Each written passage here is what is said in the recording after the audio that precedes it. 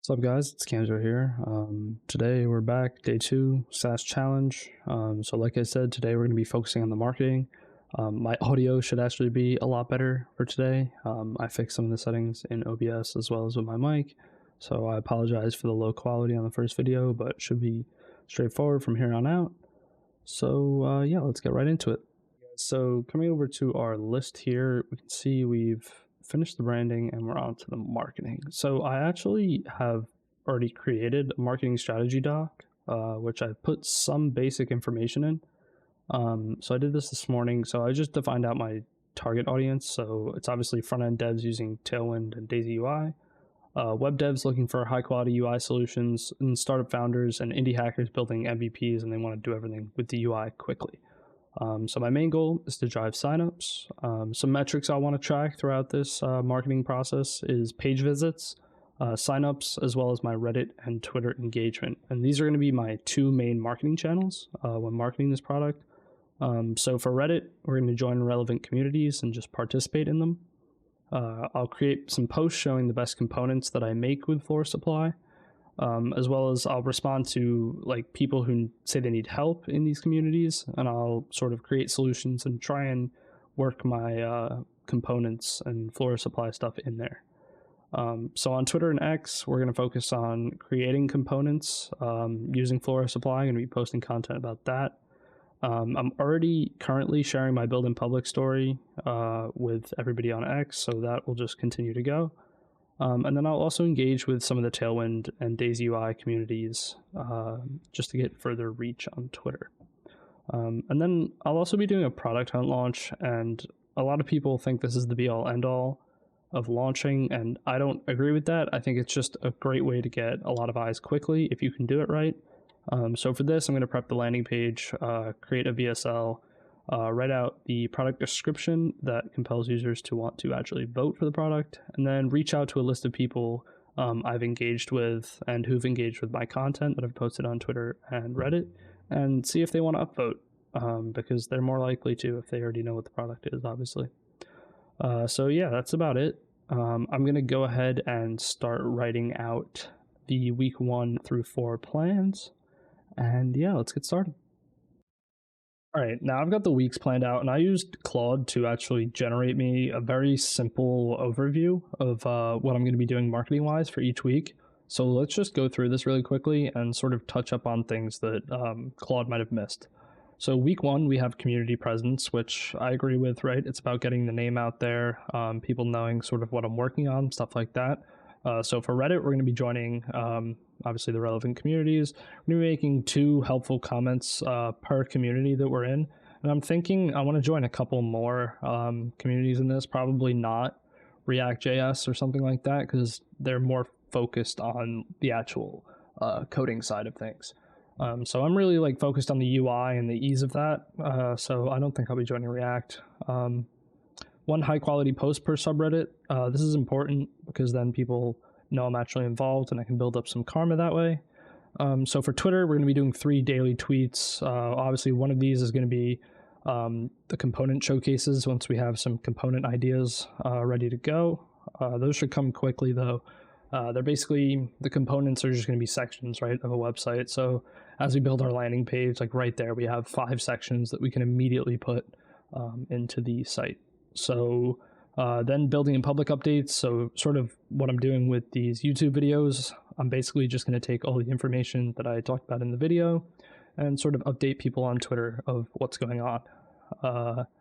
And then engaging with some Tailwind, Daisy UI, and all the UI guys on Twitter. So shout out to them. Then we move on to week 2. So week 2 is focused on product building. Obviously, we're going to be doing the week development cycle. So we have a focus on development. We're still going to be sharing updates. We can hit the build in public Reddit to talk about some stuff there, as well as the continuing with the daily Twitter updates. So then week 3, we're just going to do some pre-launch buzz. So this is where product hunt will come into play to sort of hopefully bring that initial traction. So then we'll create our full landing page, our demo video, obviously all the product stuff, and we're going to increase some of our social activity. So the focus and everything will be planned out there. So the focus will be taking off development. It'll be taking off planning and stuff. And if this project fails, right, like in the future, having all of these plans set up now will just allow me to iterate a lot quicker. So I'm not too worried about setting these up now. It's quite a good thing to use this first week as sort of like a real planning stage. So yeah, it will allow me to increase my social activity, right? So I'll be able to tease the product a lot more, play around with some final tweaks and whatnot, and yeah, share sneak peeks. And then week 4, we will launch. So the launch on Product Hunt will be sort of like our main launch. Reddit will be sharing our launch over there, as well as Twitter and obviously on YouTube here. So a couple points just for me to remember while marketing. We want every post to basically link to our waitlist, right? Like if we can incorporate it in some way, that will always be beneficial. And I'm not necessarily talking about when we're providing value on Reddit with like comments and stuff, although it could be squeezed in there if we really feel like it could fit. We're always going to be tracking signups and visits, right? So analytics are everything, data is king. So we're going to make sure we stay on top of those, as well as focusing on the engagement status or stats from our social accounts. And we're going to focus on value, not selling. So while the goal is selling, providing value first is something I very, very much believe in. Building relationships, building products, everything. So we're definitely going to be providing value first. So yeah, let's move on to the list. So back at our list here, we've obviously checked off our marketing strategy as being done. So we can come back and tweak that if we need to later, but for now we're just going to roll with it. So it's time to move on and create our waitlist sign up page. So I'm thinking let's just hop straight into the code and start designing it. So I'm actually going to be setting up the waitlist page in the Flora Supply repo, like the regular project, and I'm just going to create a branch for working locally on the actual app once I start development. But for now, we're going to host everything in the regular project repo so we can, when we're ready to go, we can just launch it. So let's install some basic stuff here like Daisy UI. So we can look up the install command for Daisy UI. Yeah, we don't have it installed yet. So you just run npm I Daisy UI latest, and then all we have to do is add the plugin require, and then we can create our Daisy UI config as well. So the Daisy UI config is actually really easy to use.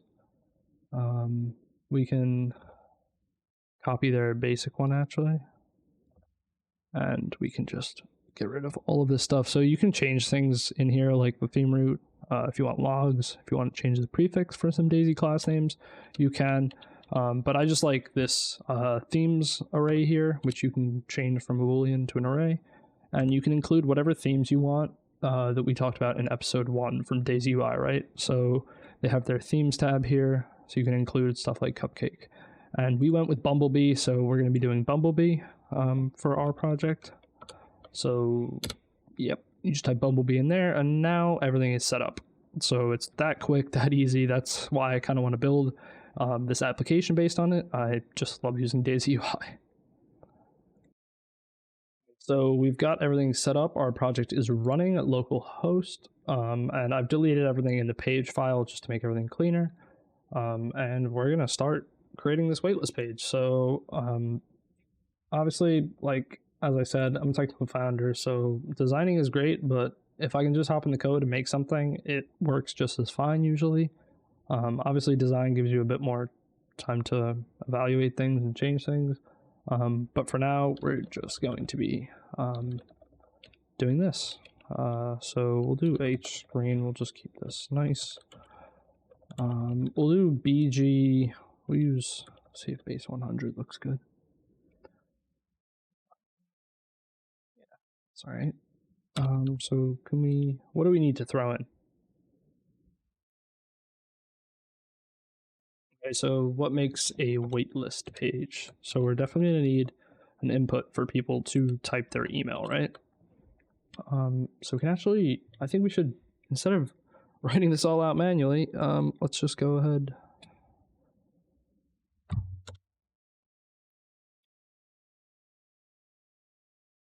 So now let's go ahead and actually grab an input from Daisy UI.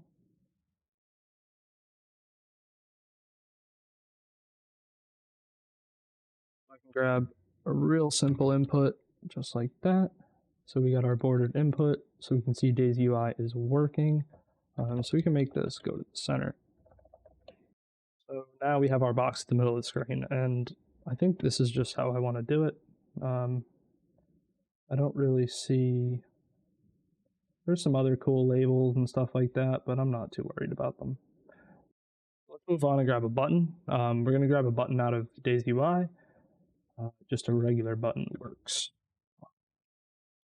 We can set the button to be primary. And we can create a form element around this, which will just have a class name of flex.